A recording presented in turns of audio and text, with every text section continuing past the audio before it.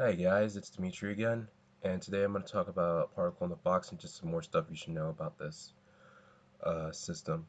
So we're going to first start off with you know the wave function, how it's equal to this function here, and how the energy is related to this equation. Now let's talk about the energy for a second.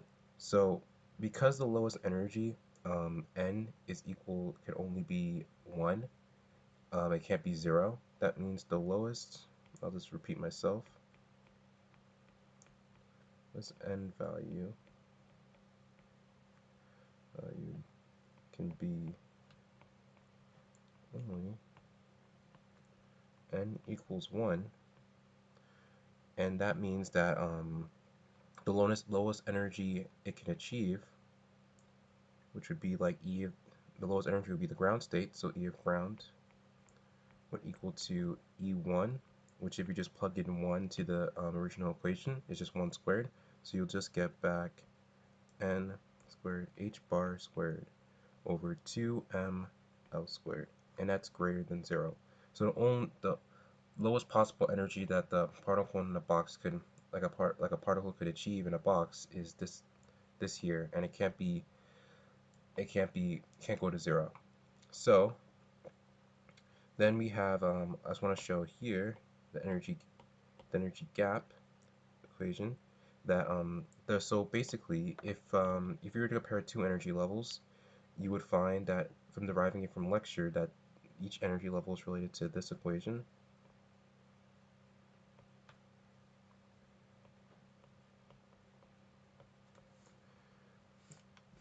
No, wait, let me just, so if it's just En plus 1 minus, so from adjacent energy levels, so it will be up a quantum level, and this would equal to 2n plus 1 pi squared over h bar squared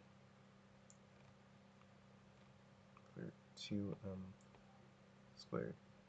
Now, if you were to find the energy difference between two energy levels, you would just plug in what the energy level before. So let's say if it was n over n equals 2 and n equals 1, you plug in n equals 1 because that's the lower one, and 1 plus 1 equals 2, so that'll be the higher one.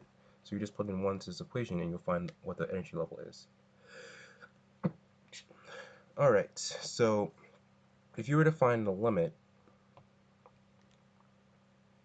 oh wait, did I forget something? Oh yeah, n squared. N squared. So if you were to find the limit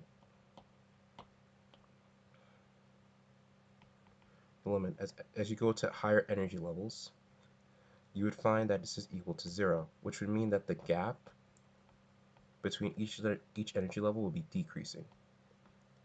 And this makes sense because it's proportional. Let's say if I remove all the constants in here, so then you would have that, oh wait, let me put the full equation in the limit.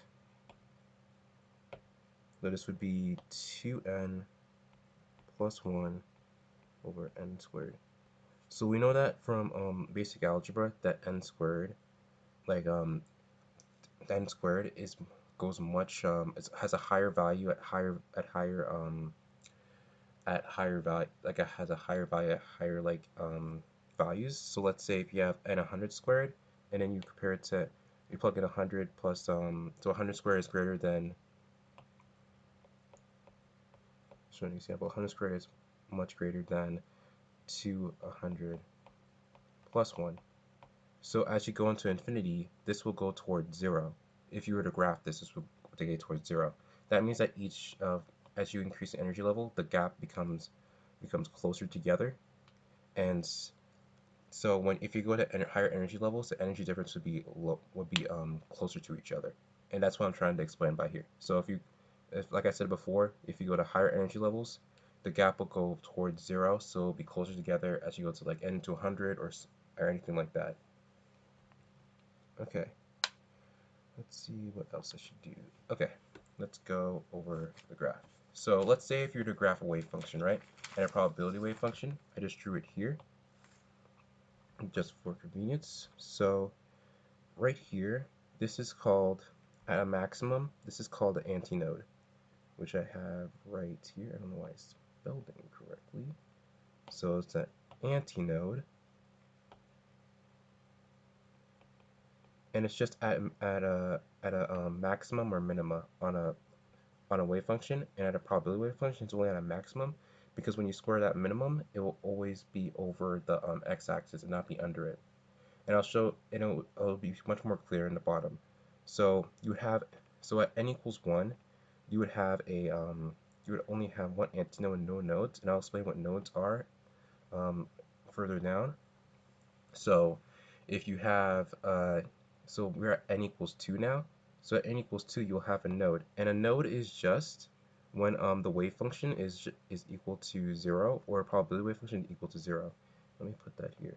And it's not at the boundary, so you don't worry about there's no nodes at boundary. So at n equals at x equals 0 and x to L, don't worry about the boundary conditions, only care what's in the middle. And this is the antinode. It's at a local maximum and local minimum. And only on the probability, it's only at maximums, because think about it. If you're squaring this goes on top, and this will be at that value. I forgot this. At only positive values. So only positive values will be at maximums. So I'll just put 2 over L. Okay, 2 over L. Oh wait, let me scroll, put this below. There we go. So 2 equals L. And this is from sine, because at a higher value it can only equals 1. So 1 squared is just 1, so 2 over L would just be the highest value, because 2 over L times 1 is just 2 over L. And the same thing here, it will be 2 over L times 1. I mean, radical 2 over L times 1, so the highest value can be is radical 2 over L. And it can't, oh wait, but negative. If it's at a negative value, then it would just be below here, but it could only be positive values because it's squared, because negative 1 squared would just be 1. Alright, and yeah, and nodes are just when the probability wave function is equal to 0 or the wave function is equal to 0. And those two come hand in hand, because when a wave function is equal to 0, that means the probability wave function is always equal to 0. Alright, let me also mention at higher n values, you'll have a lot of nodes. And you're going to see this, so like I didn't draw this, but at n equals 3, you're going to have like 2 nodes. At n equals 4, you're going to have like 3 nodes. So the number of nodes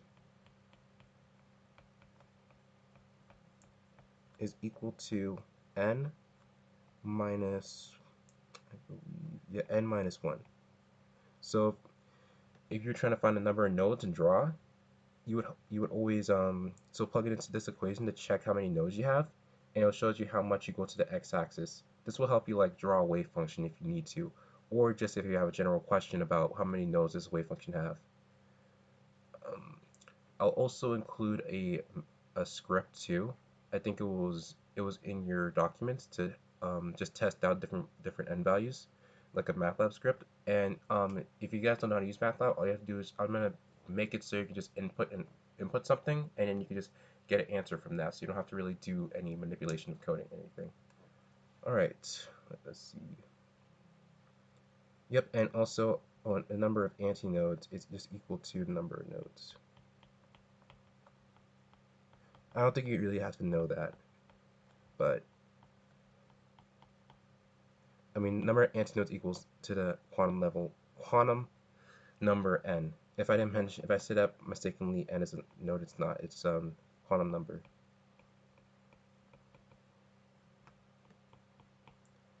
Okay, let's see what's next. Expectation values. Now I'm gonna show some examples of doing an expectation values, but I won't show a lot. I think the only one I don't show is x squared, and I'll show probability at the end. Okay. So I'll go with the easiest one, which would be, actually, no, what's the hardest one? I just had it. Oh, there we go. And that's not it either. Dang it. I just had it. Come on.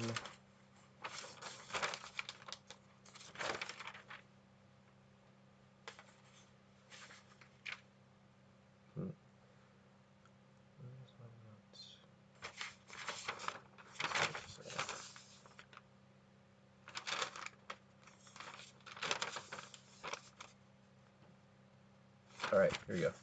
So let's start off with the expectation value x. I'll just actually let me remind you what expectation values are. So this is just the expectation value is equal to 0, let me just split all space, the complex conjugate of the wave function, and then the original wave function. Oh wait, and then I'll just apply the operator. Why am I keep doing this? So you would apply the operator first onto here. Apply operator first, and then you integrate. Then integrate. So you apply the operator onto the wave function. The original wave function is the same as this wave function, and this will change the wave function or not change it depending on its the eigen function of the operator, and you just integrate it. So let me go. Okay guys, so I'm going to show you the results of the integrations instead of the integrals themselves because they're kind of long, and when I included them in the video they extended like around the 40-minute mark. So I'll just show you the results, and if you guys want the solutions I'm going to post them in the comments on your Google Drive. So let's start off with the average position operator. So average position would be where the box is around, let's say from 0 to L, where it's most likely going to be. So what is expected to be, which would be expectation value. And I forgot to mention that expectation value is just the average value between the average value. So basically, just the average taken at multiple um,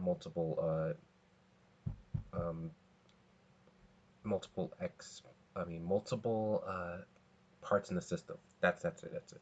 So basically, we found from the integral, we found that the average position x is equal to L over 2. And how you would solve that by when you integrate would be if you put sign and you apply the x operator would be x times the sign, and then you would integrate from there by using integration by parts. And so right here you would find that the average position is L over 2, and this makes sense because it's the average between 0 to L, so the box can be between position 0 to L, so it makes sense that will be right towards the middle is what it's expected to be at. And so, and if you were to do that and repeat it for different parts, and you take the average between 0 0.0, 0 0.2, 0 0.3, you'll find that the average position is L over 2. Alright, so that's what the average value is, and I'll show you guys the next part, which would be you would find the average momentum, the average momentum, and you would solve this by applying the momentum operator. You would have to take derivative of sine and multiply by constant I and negative I hat, and W would just be something that I simplified in order to solve this integral. So it would be equal to W over n pi over L, I believe. Yep.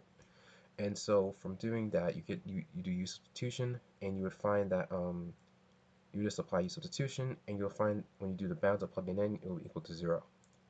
And it's equal to, so that means the expectation value for the momentum operator is equal to 0. And this would make sense because at different values, momentum is proportional to velocity, and so it can have a negative momentum or positive momentum. So that way, what these means it move, if it's right to the positive, to the left is to negative. So that means if it moves to the right, let's say at a length of 1, then to the opposite direction it'll be negative 1, and it'll both cancel out. And this would be it between this would be it for when you average it from all values. So it'll just add up to 0. The average will be 0, and so the average position will be 0. All right, and then the x squared, I didn't bother solving the integral. You guys can look at your lecture notes for that, and you would find that the average x squared value would be proportional to the value of n. And if you were to try to find x squared, you would just plug in the n, whatever the n quantum number is, and then you would just solve for it.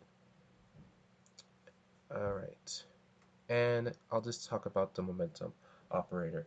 Now this is important because potential squared momentum squared operator is you just multiply momentum operator 2 times, and you would get this operator here, and you would apply this operator to sine, and then after you apply the operator to sine, you would then integrate. And you apply the you take the derivative of it twice. You take the derivative twice, you get sine. It gets the original function back, and you'll have a negative sign, and this cancels out with the positive here. Now, when you solve this, you will find that this is equal to the eigenvalue of the potential energy, momentum operator squared. Now, why is this? Because when you take a derivative of this twice, you get the original function back, which is right here. You get the original function back, and if you really think about it, these are just constants. So if these are just constants, right, guys, you can take those constants out, and with the normalization constant, this is equal to 1 because this is normalized. And so you would find that this is equal to n pi over L times h bar. Now what this tells you is the expectation of an operator on a wave function that's the eigenfunction, eigenfunction of that operator is always the eigenvalue only if the wave function is normalized.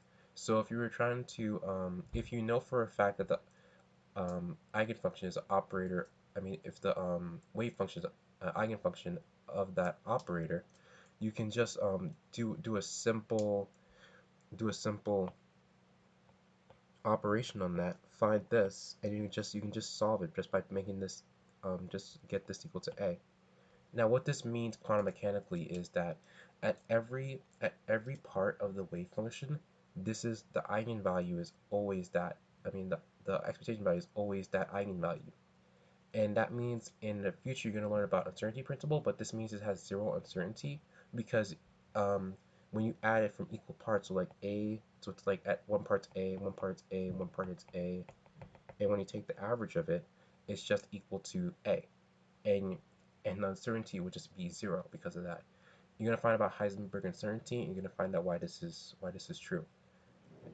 Anyway, in the next part, you guys are gonna learn about taking the finding the probability between two regions. So let's say if you want to find the I'll just get back to this part. I put that in before. Yeah, I already did. I don't know why I have that up here. So let's say you're trying to find the probability between two regions, A and B.